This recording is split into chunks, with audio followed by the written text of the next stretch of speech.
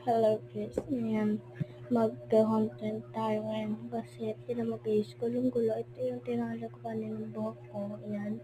So nakatirinta siya. So uulitin ko ulit. Kaya gagamitin dito ng pagpo at saka sukulay. Then herbal. Tara, let's go. Sinagtag ko na nga dyan guys yung sanduya sa buhok ko kasi baka magganit-ganit pa. Panoorin nyo na lang guys ang mangyayari. Susukulayin natin. Kita ko din natin yung pagpo sa likod. Sukulay lang. Pagkatapos nun. Kaya nga guys, tapos nang ayun siya.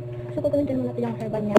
Naputol nga dyan guys yung video ko kaya hanapin nyo na lang yung video ko sa channel ko and part 2 po iyon. Tingnan nyo na lang po.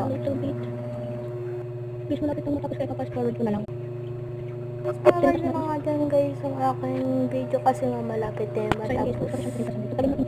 And babush!